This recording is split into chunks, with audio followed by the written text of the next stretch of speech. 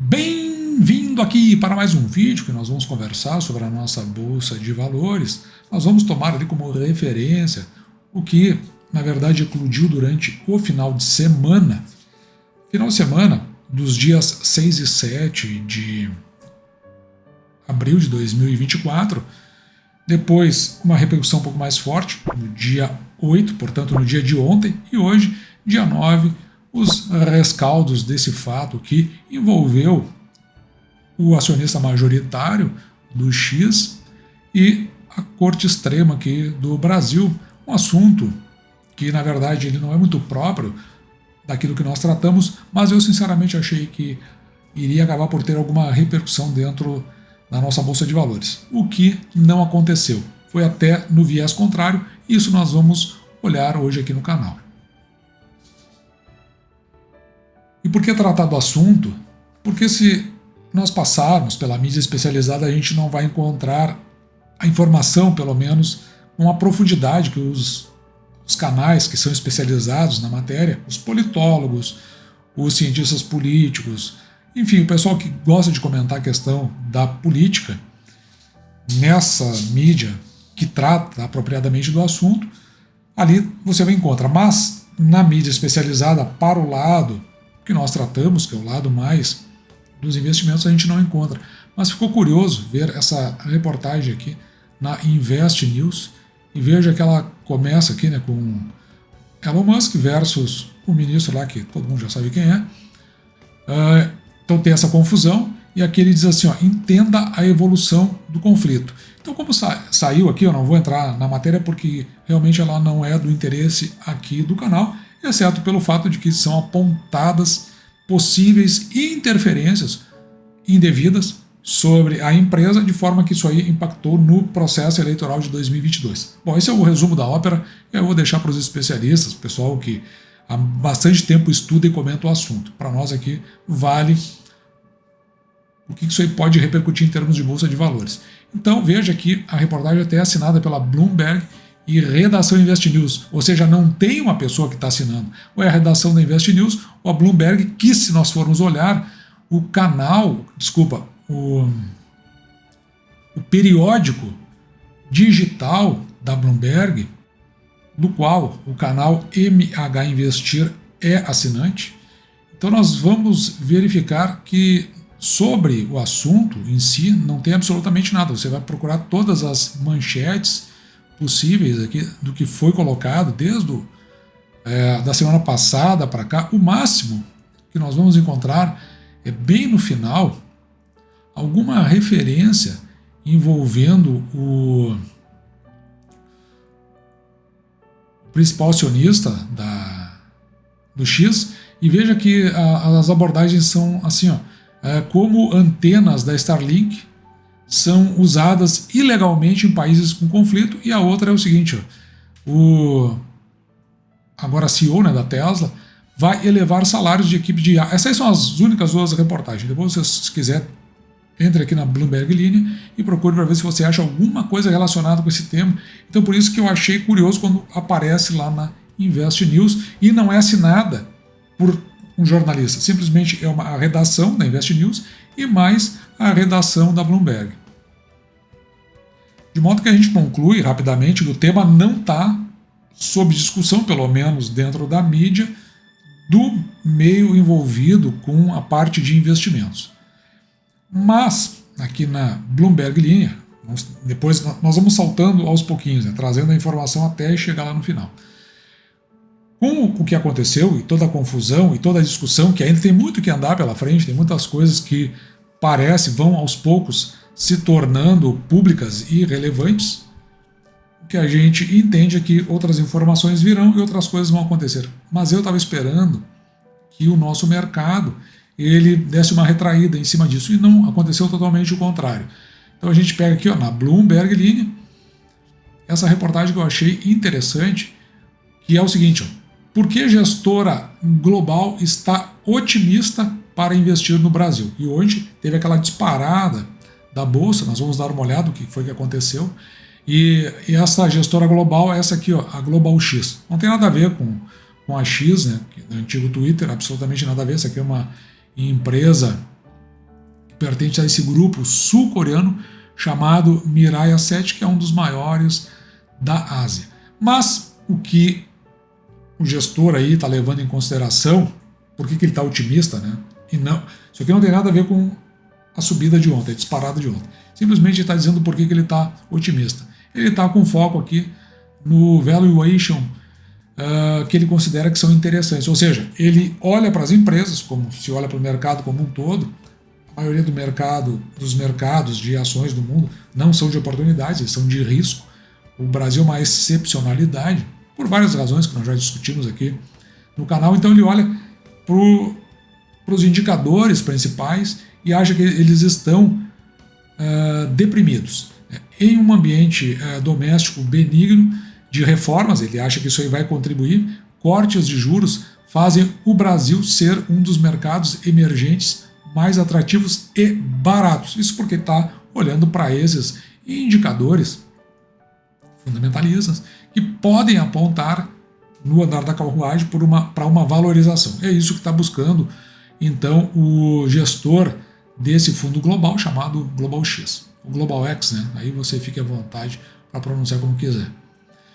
O Brasil está parecendo cada vez mais atraente sob vários ângulos. Além dos valuations, né, incrivelmente atrativos, ele ainda considera, por exemplo, né, ele chama a atenção que um desses, né, é o preço da ação sobre o lucro líquido por ação. Que ele entende aqui, ó, está abaixo da média histórica. A gente avalia isso aqui no canal para praticamente todas as empresas. Eu não sei qual é o patamar que eles têm utilizado, mas eu vi que para a parte de seguros eles trabalham a média dessa relação lucro líquido o lucro líquido, o preço da ação dividido pelo lucro líquido por ação, ali na faixa dos 10 para empresas de seguro. Então, empresas que estão abaixo, a gente olha de uma forma diferente.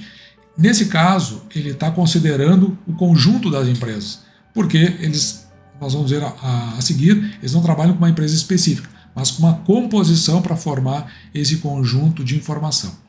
Então, foi visto aqui, ó, no ano passado, segundo ele, né, o upgrade das agências de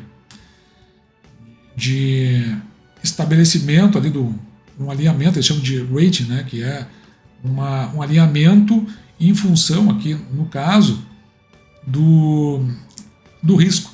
Então eles corrigem esse score, né, esse score que é dado, enfim, um número que é estabelecido ali para eles e que faz com que tenha saltado para um nível andando na direção do nível de investimento. Então esse investment grade ele é a mesma coisa que é nível de investimento. Então ele tem um score lá. Aquele score dele vai apontar isso, olha, agora chegou num ponto que é de investimento. Mas andando, o Brasil não é considerado um país de investimento, só está andando nessa direção.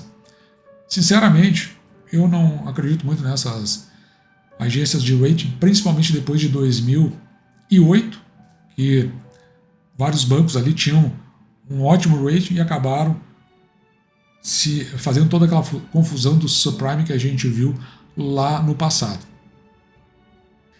E em que pese não esteja nesse nível de investimento, ele entende que com certeza vai abrir espaço para melhorias, reduzindo os níveis daquilo que ele chama derivativos que refletem o risco de crédito. Então, evidentemente que quanto menor o risco, melhor avaliado, e aí a tendência é do crescimento, o que vai influenciar aqui na volatilidade e depois o conjunto dos demais riscos associados ao mercado, atraindo investidores estrangeiros, e isso aí fazendo com que o Ibovespa, ou a nossa bolsa, né, no geral, acabe crescendo em termos de valores. Aqui eu deixei marcado, porque tem coisas assim que a gente acaba nos apontando como interessante. Então, na avaliação desse gestor, que tem passagem ainda por...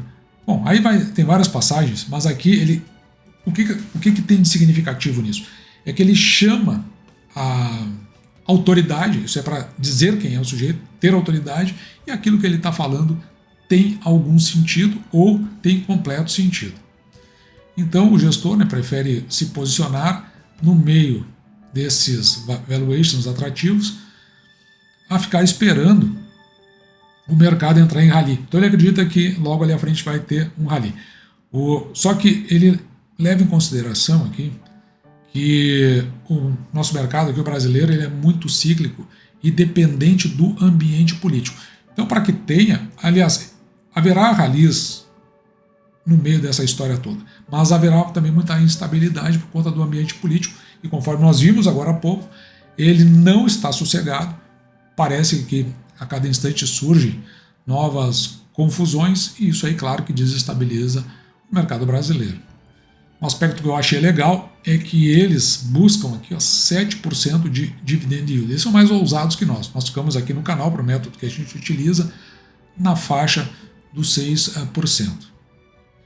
E ainda que ele entenda que exista um aspecto, ou pelo menos o início de um aspecto favorável, o Brasil, ele entende, recebe alocação de poucos investidores estrangeiros.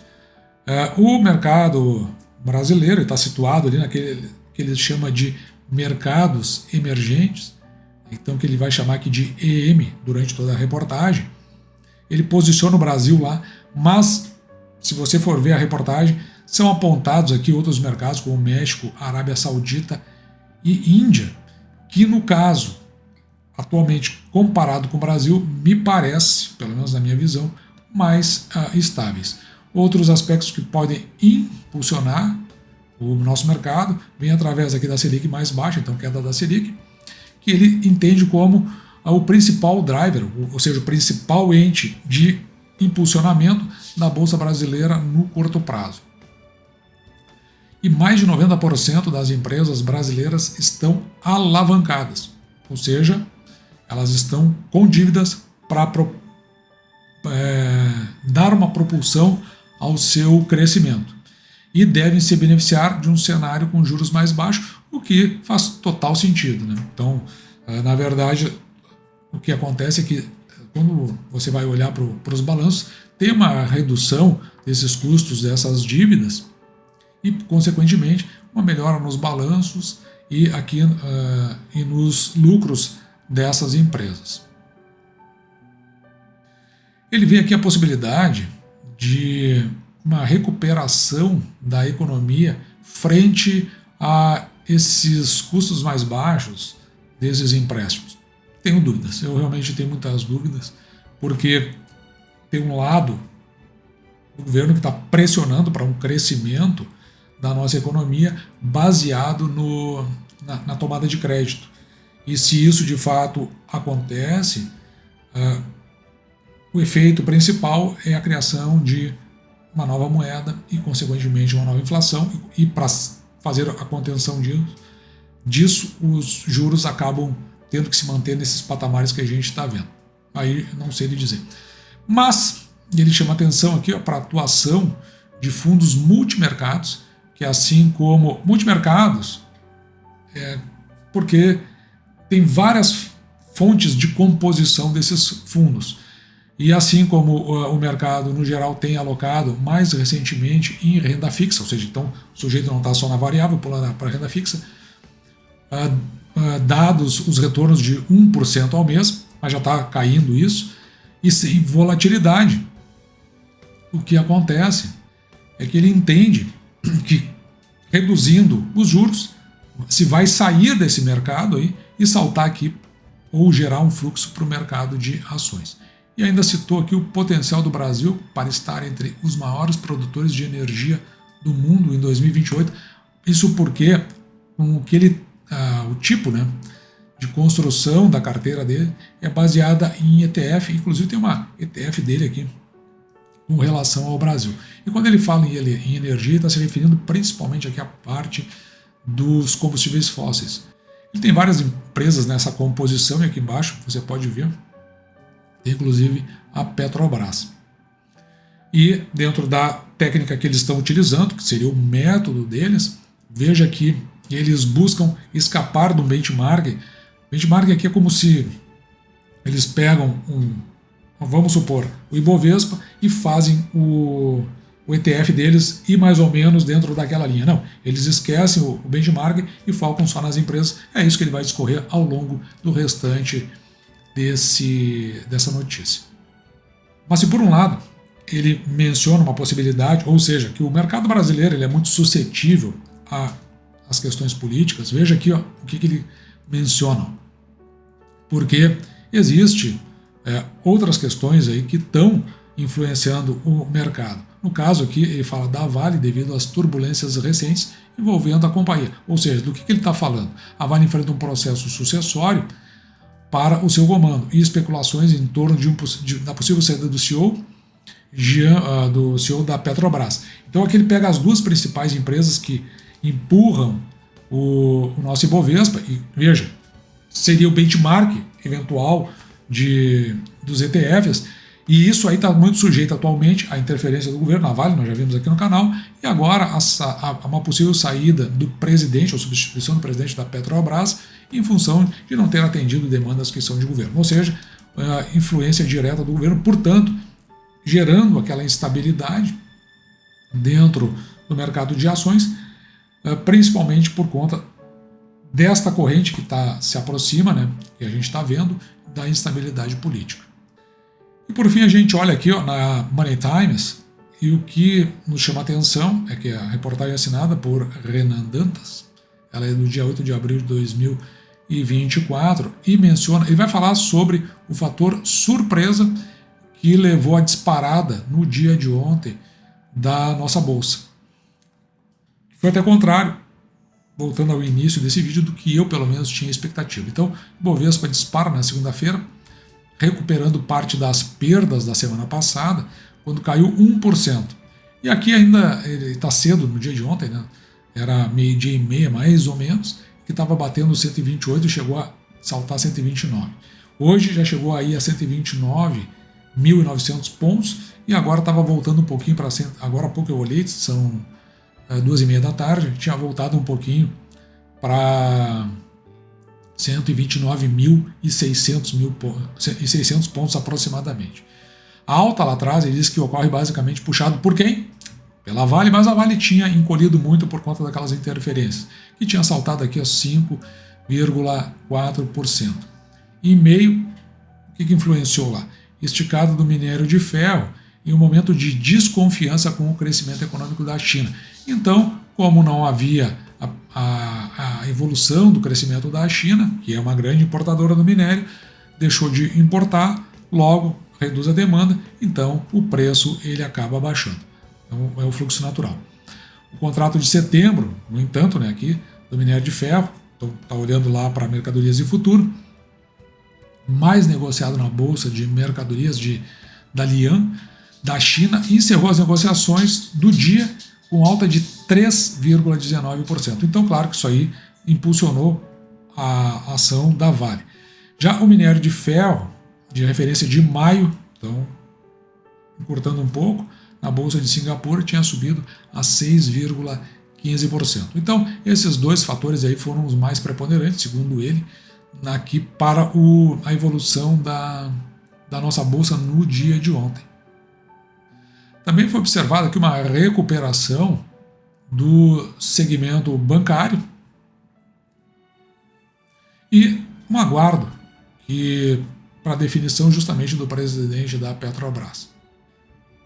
E veja que agora, 14 horas e 34 minutos, o Bovespa está aqui de 129.500 pontos aproximadamente, subindo 0,46, uma subida relativa para o dia de ontem, bem diferente do que aconteceu no dia de ontem. Veja que tem uma marca de subida bastante significativa, nos mostrando que talvez, pelo menos nesse primeiro momento, não tenha a força do rally que é esperado pelo gestor da GlobalX.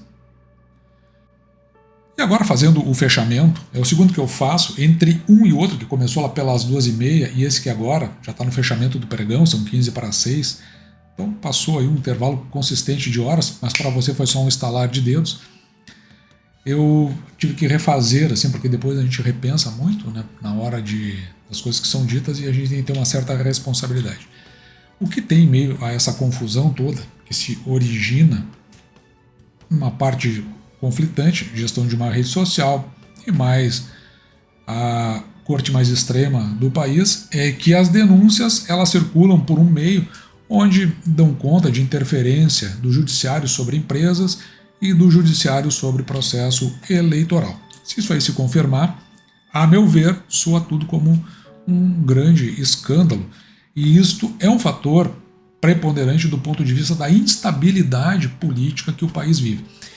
E parece que, na realidade, é um país que precisa de uma certa trégua, uma certa paz, que essas coisas consigam voltar para uma estaca de normalidade para que a gente possa continuar vivendo nossas vidas. Mas cada vez mais surgem informações e elas têm que vir à tona.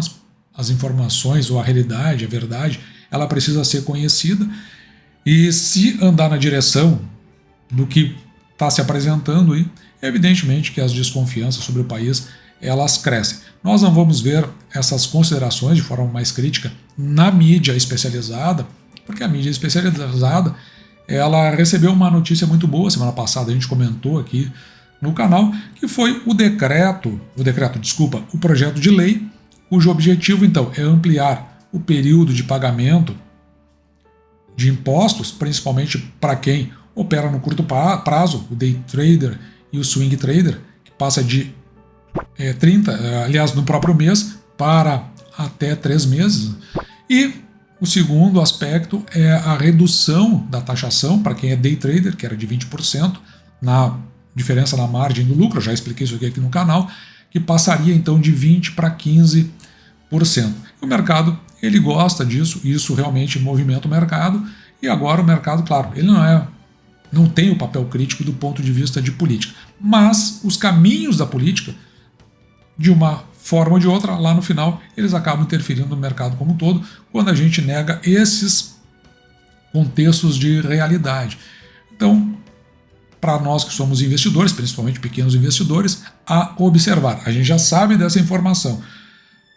Do meu ponto de vista, as decisões passam a ser ainda mais conservadoras, com mais prudência, para que se observe direito como é que pode se dar o desdobramento dessa situação, inclusive podendo trazer aí alguma repercussão negativa para o nosso mercado, e aí, evidentemente, onde nós encontramos as melhores oportunidades. Mas aguardemos. Dito isso, eu vou ficando por aqui, espero que você tenha gostado, me despeço de você, desejando que você fique com Deus e deixando, como sempre, o meu grande abraço.